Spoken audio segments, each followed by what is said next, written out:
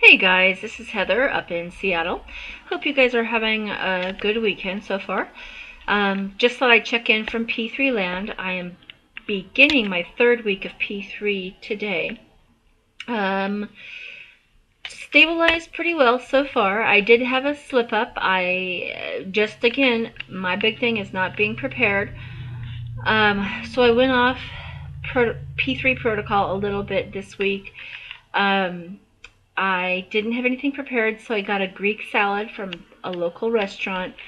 And I don't know what was in the dressing. I think the feta cheese on it could have been, it was crumbled feta cheese, so it could have been coated with starches, like a lot of the crumbled or shredded cheese is.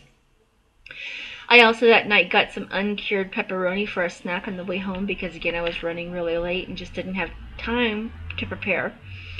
And I think that pepperoni, although it had no nitrates and chemicals in it I looked at the package later and it said 0 carbs per serving, but it also had dextrose in it. So I wasn't very careful about watching for starches and sugars that could have made me gain. So over the course of a few days this week, I was up 4 pounds from what I consider my LIW, and that was overnight.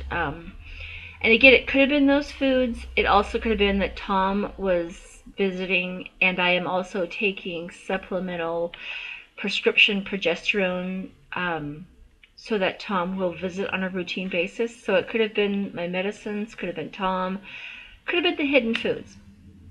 I did try a steak day before yesterday to see if I could release those 4 pounds. Didn't work. I maintained at my 4 pound overnight gain. Yesterday I did an egg day with a little bit of extra butter, and I ended up eating like maybe eight eggs and corresponding amount of butter over all day yesterday. I woke up this morning and I had dropped down to below my LIW, so a little bit over 4 pounds lost in one night. Again, I don't know if it was because of doing a correction day, or if it was the hormones I'm taking, or if it was just time of the month where Tom is and how my body is reacting to everything. But it brought up a good point that I was getting lazy. I've been a little lazy. I think if you guys watched my last blog, I was a little lazy on P2 of this round. I would sneak in cream here or there, and it somewhat affected my losses, but overall I had a good releases last round. But I was watching Motivated to Shrink's blog, and she was talking about being pop, and I agree with her. Occasionally I'll add in green beans to my P2, but I really agree that being pop is the best thing, because I don't think this is a diet. On diets, like if you're on Weight Watchers or Nutrisystem, maybe you feel you can cheat and then get back on track. But on this, I think you have to do protocol.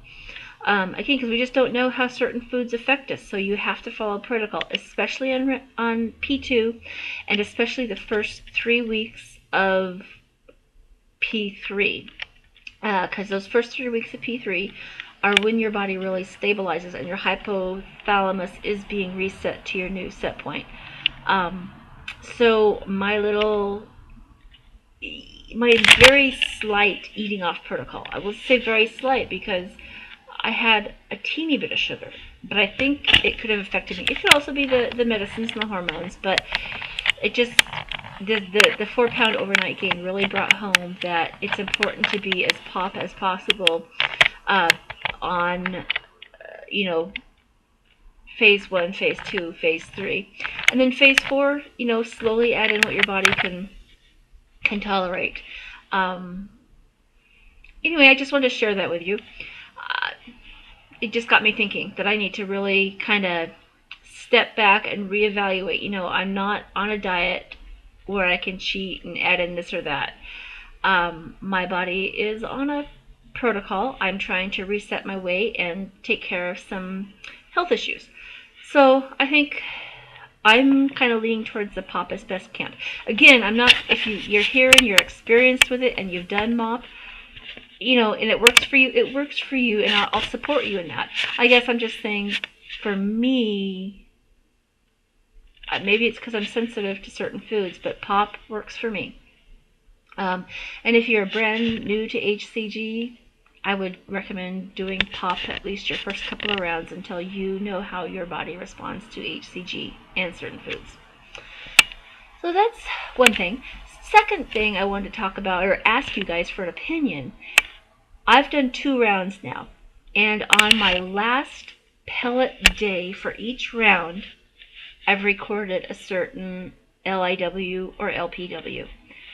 And then over the course of the 3 days VLCD after you stop the hormones, I always drop a big chunk of weight. For this round, I dropped 4 pounds in that 3 days. So I was going to ask, what should I consider my LIW? When I stopped taking the last day of my hormones this round, I was 347. After my 3rd day of VLCD, after coming off the hormones, I was at 343. I've been able to maintain within 2 pounds of 343, with the exception of my bump in the road this week.